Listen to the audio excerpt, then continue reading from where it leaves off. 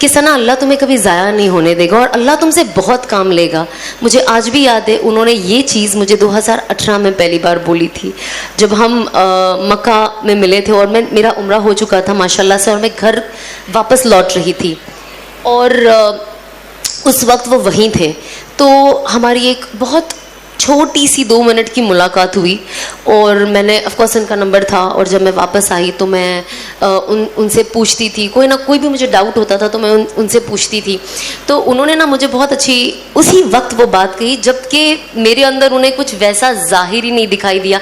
But होता है ना कुछ इंसान जब हम किसी से मिलते हैं तो वो जैसे बात करता है या जो उसके अखलाक होते हैं और जो उसका तरीका होता है, उससे लगता है कि नहीं यार मैं इस इंसान को इतने अच्छे से नहीं जानती या जानता, बट इंसान अच्छा है, कुछ इसके साथ अच्छा हो सकता। तो शायद वो चीज़ मेरे शौहर ने मुझ में उस वक्त दिखी थी, जब जाहिर सी बात है तब तो ना कोई शादी की बात थी और ना कभी हमें लगा था कि हम दोनों जुड़ भी सकते हैं। मतलब आज भी लोगों को शौक़ होता है मुझे और अनस को देख के कि हम दोनों की शादी कैसे हो गई, वैसे ही मुझे खुद को शौक़ होता है कि अल्लाह ने, जब भी मैं मेरे हस्बैंड को देखती हूँ मुझे लगता है अल्लाह ने कैसा जोड़ा बना दिया ना। मतलब मैं सपने में भी नहीं सोच सकती थी कि मेरी शादी इनसे कभी हो सकती है, क्योंकि हम क्या होता है ना, जैसे दुनिया में हम जीते हैं और जो हमारा जाहिर होता है, क्योंकि लोग भी जाहिर पे इतना ज़्यादा जाते हैं कि उनको जो दिखता है ना, ये दोनों ना सही है साथ में, ये दोनों ना गलत जोड़ी है।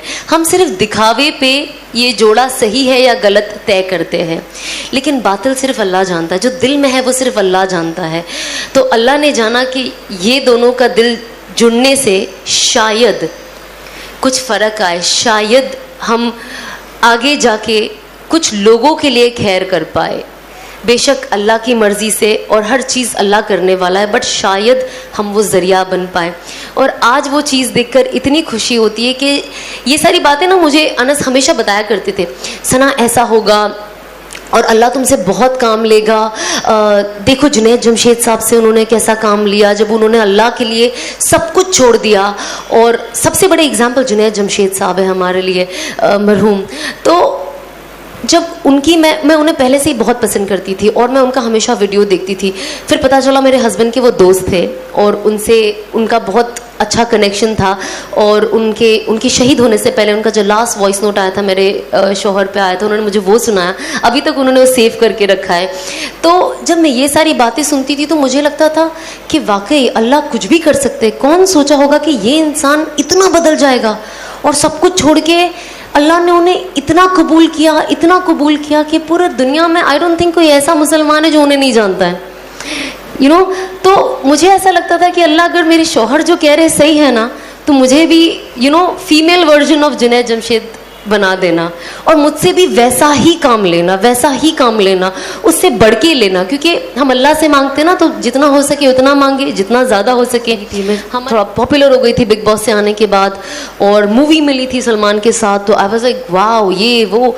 बट जब मैं उम्रा के लिए गई पहली बार, और जब ऑफकोर्स जब आप काबा देखते हो तो आपकी आंखों से वैसे ही रोना आ जाता है, वो कोई नहीं रोक सकता है, वो खुशी के आंसू है। और ऑफकोर्स गम के वहाँ जाके इंसान को, मैं कहती हूँ जब से उसका होश संभाला होगा तब से लेके अभी तक के सारे गुनाह याद आ जाते हैं for some reason.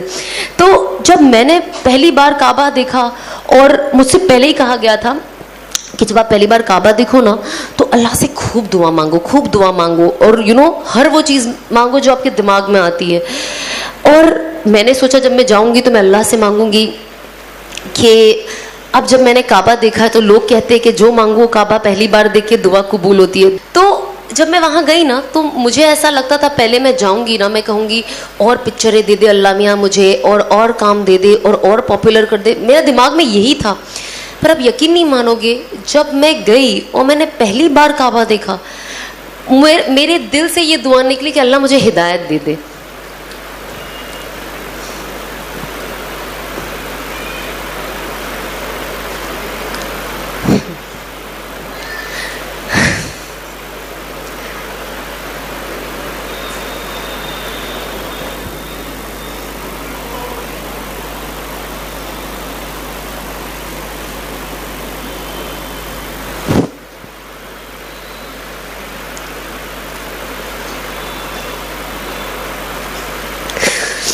Honestly I don't know कितने लोग इस चीज़ को वैल्यू करते हैं, पर मेरे लिए ये वर्ड हिदायत मेरे लिए बहुत वैल्यू करता है, बहुत।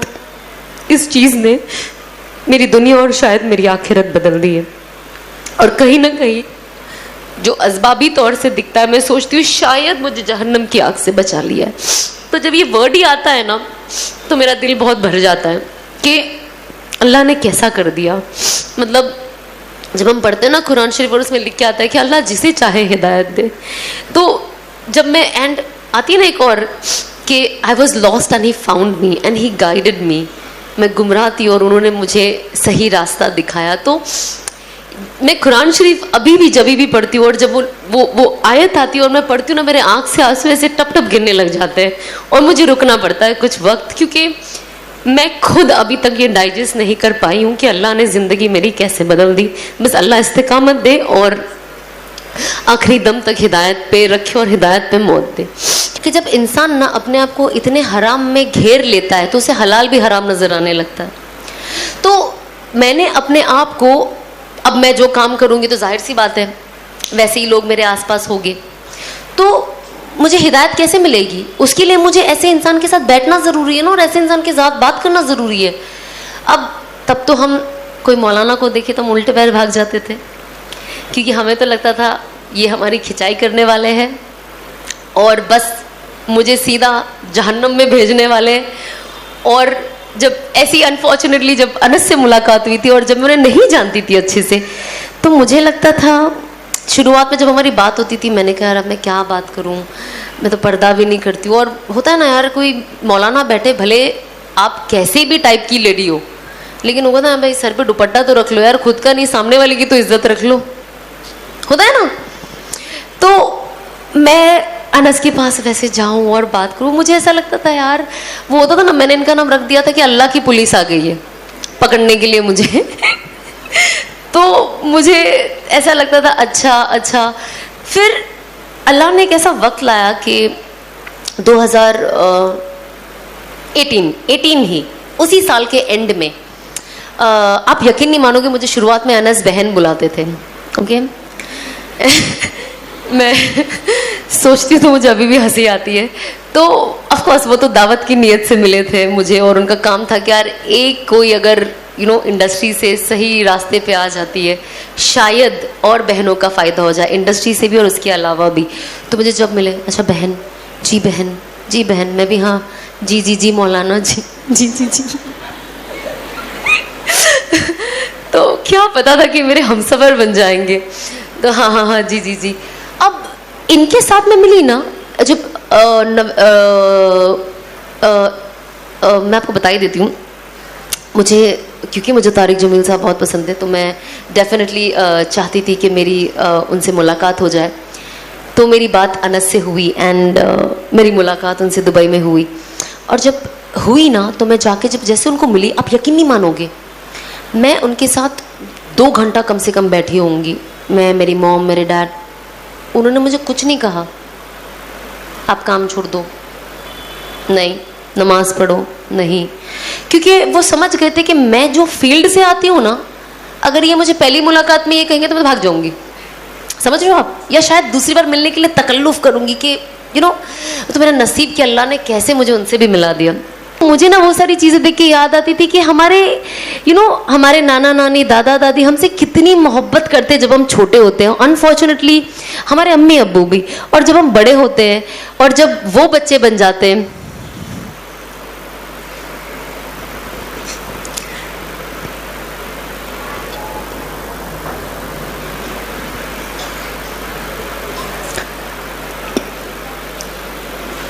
तो हमें उन्हें समझना कितना मुश्किल हो जाता है। मैं हमेशा कहती हूँ, माँ बाप की इज्जत करें, माँ बाप से मोहब्बत करें, और वो जो कहते हैं आपकी भलाई के लिए कहते हैं, बहुत बड़ा दर्जा है और मुकाम है माँ बाप का। कहते हैं ना, जन्नत का रास्ता सिर्फ वही है। और शायद बहुत हर बार हम लोगों को ना, अब मतलब अभी तो मेरी आगे वाली नस्ल आई नहीं है, बट जब आप खुद माँ बनते हो ना, मैंने देखा ये लोगों में, तब वो समझ पाते हैं कि माँ बाप कितनी सैक्रिफाइसेस देते हैं, तब जाके वो माँ बाप बन पाते हैं, और बच्चे को संभालना और उसके पीछे 24 घंटे लगे रहना आसान काम नहीं है। कभी कभी जब मैं और अनस बात करते तो हम ऐसी बात करते कि अल्लाह ने कैसे निकाला जैसे आटे में से बाल, उतने आसानी से निकाल दिया मुझे उसमें से। मुझे अल्हम्दुलिल्लाह आज कोई चीज़ की याद नहीं आती है। तो हम कोशिश करें कि हम जो भी करें, हमारी नीयत सिर्फ ये होनी चाहिए कि बस हमें अल्लाह को राज़ी करना है। अगर अल्लाह राज़ी तो अल्लाह मखलूकों के दिल में भी आपके लिए मोहब्बत रख देता है, और अगर मखलूक राज़ी तो दुनिया के तो काम बन ही जाएंगे ना। अगर आज आप लोग मुझसे मोहब्बत करते, अगर आज मैं आपको बोलूँगी मेरा एक काम कर दो तो आप कर ही दोगे ना। मैं आपसे मोहब्बत करती हूँ, आप मुझे बोलोगे सना ये कर दो, मैं कर ही दूंगी। तो अल्लाह जब मखलूकों के दिल में अल्लाह मोहब्बत पैदा करता है ना, वो नेवर एंडिंग मोहब्बत है, वो कभी खत्म नहीं होगी जब तक अल्लाह नहीं चाहेगा कि ये मोहब्बत खत्म हो। तो हम हमारे दिल में ये लेकर चले और ये यकीन करें कि सब कुछ करने वाला सिर्फ अल्लाह है और कोई नहीं है। हम सब ये मानते अल्लाह करते आए हैं, अल्लाह कर रहे हैं, आगे भी अल्लाह करेंगे, पर हमारा तवक्कुल नहीं है उस पर। हम थोड़े से ना डगमगा जाते, वीक हो जाते। कोई मसला नहीं है, इंसानी फितरत है, ये होता है। लेकिन क्या करना है, अगर हम जहाँ पे भी, ये शैतानी वसवसा है ना, तो जहाँ पे भी हम थोड़ा सा ऐसे डगमगाए में कोशिश करना, नहीं, ये बिल्कुल गलत है, ये शैतान मुझे वसवसा दे रहा है, मुझे सीधा चलना है। तो जब मैंने अपनी लाइफ चेंज करना शुरू किया ना, तो अनस ने मुझे दुआ सिखाई, बहुत खूबसूरत दुआ है, आई एम श्योर बहुत लोगों को आती होगी, पर मैं तो भी बोलना चाहूँगी। उन्होंने मुझे दुआ सिखाई, या मुकल्लबल कुलूब तब्बित कल्बी अला दीनिक। इसका तर्जुमा, ए दिलों को फेरने वाले मेरे दिल को तेरे दीन पे जमा दे।